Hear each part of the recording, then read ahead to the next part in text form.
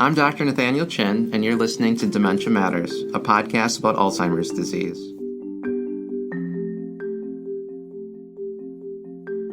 Dementia Matters is a production of the Wisconsin Alzheimer's Disease Research Center. Our goal is to educate listeners on the latest news in Alzheimer's disease research and caregiver strategies. Thanks for joining us. Today's guest on Dementia Matters is Dr. Kate Schueller, an assistant professor in the Division of Hematology, Medical Oncology, and Palliative Care.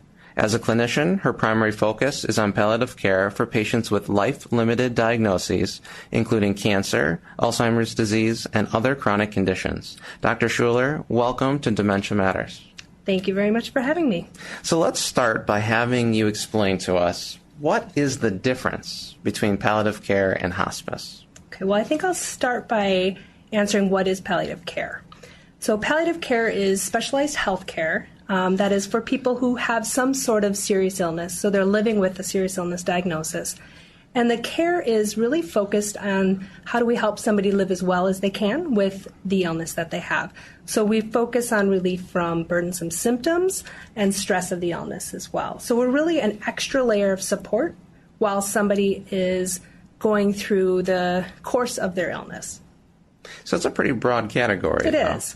So a lot of people would fit under the criteria for palliative care. That is the case, yes. So a lot of times people think of palliative care for patients with diagnoses such as cancer, heart failure, kidney disease, things like that, but certainly we also see the tremendous opportunity and need for patients who are living with dementia. Okay, well, so it seems like it'd be an incredibly helpful service. I feel like in clinic, people often mistake palliative care for hospice, and they get very defensive when I start bringing up this conversation. Yes. So while they are very similar, there is some distinct differences between the two. So palliative care, the main key is that both palliative care and hospice provide comfort-focused care, but palliative care is involved at the time of diagnosis for somebody with a serious illness, whereas hospice generally is more the focus of care for patients who are nearing the end of life, so typically within the last 6 months of life. And as you describe it, it seems like palliative care and hospice are more of a consultative role, meaning they're not the primary service or the primary care team, or is that incorrect? That is correct. Typically, palliative care is, like I said, an extra layer of support. So we work alongside a patient's other providers. So they have a primary care doctor that is still extremely involved in their care, but palliative care is there to really kind of support the patient, the family, as they traverse this illness, trying to kind of fill in the gaps that may be there. And so how does one get referred to either palliative care or hospice? So palliative care, actually, a lot of times patients will be referred by their primary care doctor. So the doctor will sort of acknowledge or recognize that there are some significant stress or burden that their patients are going through, whether it be symptoms that are very challenging, sometimes pain being one of the more common ones, mood disorders is another example. So, or there's some other unmet needs, so significant spiritual distress, social distress, caregiver burden, things like that are identified by the primary care doctor. And so they may reach out to palliative care to get a consult to have us involved in this patient's care. As well, sometimes patients come to us just because they've heard about it online or they know about it from somebody, a friend or a family member that has received it. They think that this type of care, this additional layer of support would be helpful for them as well. So they'll reach out to us that way. Now, there are certain criteria, though, for the hospice piece of this. That is correct, yes. So for hospice, it's a little bit different. So really, hospice is a Medicare benefit that requires two physicians saying that if this disease entity kind of follows its usual course, that we would not be surprised if this person were to die within 6 months. So that is really a pretty big distinction between hospice and palliative care. Well, and you mentioned it's a Medicare benefit, so this is not an additional expense that our patients would have to pay. That is true. That is true. And you actually also asked about who would become primary. So sometimes with hospice, most often, primary care doctors remain very involved throughout the hospice experience. But there are also, the hospice team does provide that extra layer of medical support too. So you don't lose your doctor? You never lose your doctor, no. So in the world of dementia then, how can a palliative care provider help someone? So I think palliative care as we have learned from other diseases, for instance, cancer and heart failure, the earlier palliative care can get involved, the better. So I think that is especially the case for patients with dementia, where we know that over time their ability to participate in conversations, sort of understanding what their disease trajectory might be, their path, as well as trying to get a sense of what their hopes and wishes might be as they progress through their illness. So the earlier palliative care can get involved to start to initiate some of those conversations, those early conversations about sort of expected path and what patient wishes might be, the better. And that makes sense to me. I feel like our population is increasingly more aware of what is cognitive impairment, dementia, and so forth. And as a result, they're coming in sooner. Mm-hmm. And once they have that diagnosis, I think most people understand that there are going to be declines over time. But what you're saying, too, which fits this, is then getting those conversations in early while you are in your best shape really empowers you to drive your own care going forward. It does. It does. It not only does it empower you to drive your own care, but I also think it helps your family and caregivers sort of be aware of what your wishes would be under certain circumstances when down the road you may not be able to express them yourself. And so that really helps, I think, families and caregivers down the road when they're facing difficult decisions to know that they are acting as somebody's voice in a way that they had previously described. For family members who want to mention palliative care to their loved one, is there a certain approach that you would recommend? I would really try to describe it as something that can be offered at the same time as their current care that they're getting, and really just that extra layer of support. It doesn't change anything, but it really just helps having these earlier conversations upstream. So I think just sort of normalizing it and sort of identifying that this is a difficult illness that patient and the family are all kind of dealing with, and the earlier we can get more help on board, the better. There is actually a really great resource, the Conversation Guide. It's specifically geared towards patients and families with dementia, and it's a nice resource for families to and patients to guide these earlier conversations. And they talk a little bit about what might happen in the future and how you might want to face certain questions. So I think it's really a good resource for people so that it's more specific to patients with dementia. Wow, So, I didn't know that existed. The Conversation Guide? The Conversation. Is that free? It is free. It's online. Oh. It's available. You can look it up, and it really just kind of helps lay the foundation for some really important early conversations. And, I think a lot of times with palliative care early on, we just have these light touches with patients and families, and sort of as the disease progresses, sometimes we get more and more involved in care. And you mentioned something, too, that I think is important to clarify, which is that palliative care doesn't provide home health aides to go into your home, which I think is a common misconception. It helps with planning, and it may help with finding the right resources, but people aren't going to be getting more support directly in the home. That is very true, and thank you for clarifying that. And that is a distinction from hospice, which actually does it does cover some of those in-home supports, but palliative care indeed does not. We're just mostly there for conversations, extra support, but it's not like a package.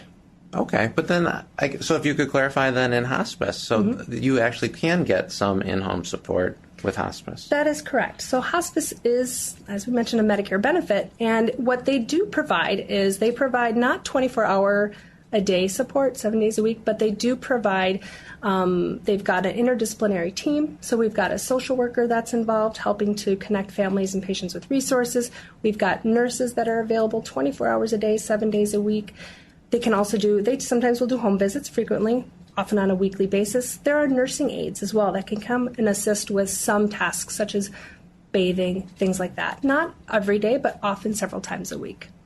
Okay, and that seems like a pretty incredible benefit. As far as home palliative care visits, does that exist?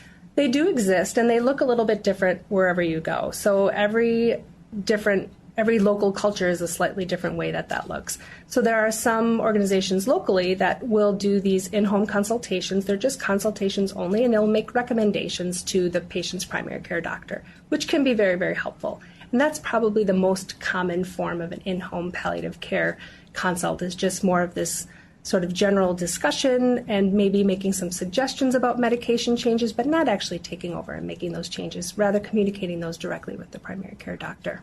But then there are also palliative care clinics. That's true. And I'd say the bulk of palliative care is either received in the hospital setting. So a lot of times we get involved in more of an acute situation if patients have an infection or some sort of an injury. But yes, a lot of palliative care visits happen in the clinic setting. So then with your palliative care hat on, I'm wondering if you can provide some steps that families could take to plan for these services in the early or mid stages of dementia, so that they feel prepared as well as the person with dementia. Yeah. So what should they prepare for? Sometimes I think what they should prepare for is just actually you need to have a sit down and have a conversation about what sort of the expected path might be, so patients know what to expect as they progress with their illness. So I think that's still in the earlier phase, but I also think it's important to think about what are some of the potential sentinel events that might happen down the road. So those sentinel events might include potential infections down the road, or even if somebody were to fall and break a hip, that would be a big moment, a big potential change in somebody's health at that time. So those are the sorts of things that we can start to, think about in the earlier stages of dementia, so that we've got an idea of how somebody would want their care approached down the road. So that's sort of in the earlier phases. Now, how can families navigate palliative care and hospice services in that late stage of dementia when this time frame for end of life really is ambiguous and unpredictable? It is, and it's a difficult time because it is so unpredictable. I think one of the things that we can do in palliative care, I think, is help facilitate timely referral to hospice so that we are hitting the mark at the right time for patients and families, getting them enrolled as soon as they are eligible. So I think that's one of the things that we can do to help families at that point. So that's yet another advantage, though, of being involved with palliative care even earlier and upstream in the disease, is that really the experts in this will be watching closely, and when that time comes, having the conversation. Exactly. I think we are able to combine our expertise just by working with other patients and families facing these difficult situations, along with our own personal expertise as we've gotten to know a patient and their family. We recognize these changes more because we have this close relationship with the patient and families. And palliative care and hospice also deals with symptom management in a way that I think that other providers and healthcare experts really just don't have the training or the experience doing. And so I wonder in particular, what kind of symptoms do you see or feel that the other providers like myself could improve upon? Well, I think one of the more common symptoms that tends to be under-recognized and therefore under-treated is pain. I think it can be difficult to know when somebody is experiencing pain when they're unable to tell us. So what cues we used to use that we typically use for people are no longer an option. So we have to be much more in tune with things. So if we start to notice changes in behavior, changes in appetite, things like that, we need certain facial expressions, we need to be kind of tuned in a little bit more to that. There might be some pain. A lot of patients, obviously with dementia, have a lot of other health issues going on. So they often have arthritis. They have other conditions that can cause pain. So we need to kind of be thinking about that and realizing we need to, hopefully we get to know a patient really well. We start to read their cues. There's this idea of having like a pain signature, that people have their unique way, that families start to know when something's wrong. And so a lot of times that can clue us into perhaps there's some unmet pain needs. So as far as treating pain, that's another step. We usually do the same things we do with all patients, which is try to optimize the non-medication ways. So sometimes massage, depending on where the pain is or what's going on, that can be very helpful. But ultimately, sometimes we may need to add some medications. We start with more typical over-the-counter medicines like Tylenol, perhaps ibuprofen.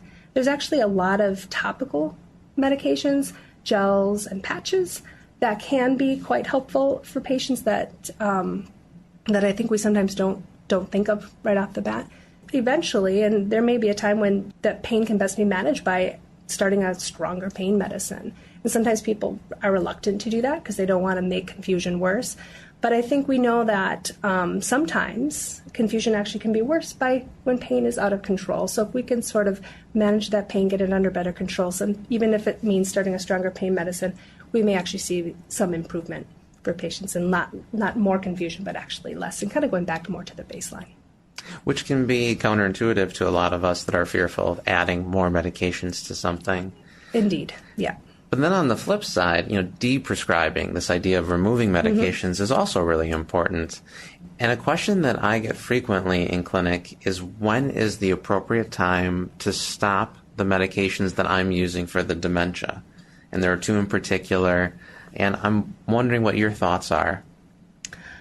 Great question. I think that a lot of times we look at deprescribing when the burdens of taking the medications seem to outweigh the potential benefits. So for some people, they do experience significant pill burden. And so the more we can kind of focus on what's most helpful. And what we know from the research is that some of these medications that are aimed at trying to slow the progression of dementia, actually, once somebody reaches more of a more severe stage, they're no longer as helpful. So then it does make sense to just to take away those medicines that are aimed at helping them feel better, that are not aimed at improving their quality of life when they're no longer effective. And then another, I guess I would like to end with my own personal experience with hospice was that it was this amazing service during the time of caring for a loved one, but there's also a great service after a loved one passes. Yeah. I don't think a lot of people know about that. And so if you could just share a little bit about some of the things that hospice and palliative care specialists offer in regards to a person passing and grief. Yeah, so we, from a palliative care perspective, we always reach out to patients or to families after their loved one has died, just offering our support, letting them know that we're here as well. But one of the beautiful things of the hospice benefit is that there is this 1 year period after somebody's died where they will provide bereavement services to the families. And I think that's been a very very important piece of what hospice provides, especially for patients and families, patients with dementia and their families, because we know that the caregiver burden is so significant and different. It's different than for other disease entities. So I think that there's a lot more that gets processed in that year after their loved one dies. And I think hospice is great at being able to provide that support. Well, Dr. Schueller, I'm so grateful for what you do, and thank you for being here on Dementia Matters. Well, thank you very much for having me. Dementia Matters is brought to you by the Wisconsin Alzheimer's Disease Research Center. The Wisconsin Alzheimer's Disease Research Center combines academic, clinical, and research expertise from the University of Wisconsin School of Medicine and Public Health and the Geriatric Research Education and Clinical Center of the William S. Middleton Memorial Veterans Hospital in Madison, Wisconsin. It receives funding from private, university, state, and national sources, including a grant from the National Institutes of Health for Alzheimer's Disease Centers. This episode was produced by Rebecca Wazaleski and edited by Bashir Adin. Our musical jingle is Cases to Rest by Blue Dot Sessions. Check out our website at adrc.wisc.edu. You can also follow us on Twitter and Facebook. If you have any questions or comments, email us at dementiamatters@medicine.wisc.edu. Thanks for listening.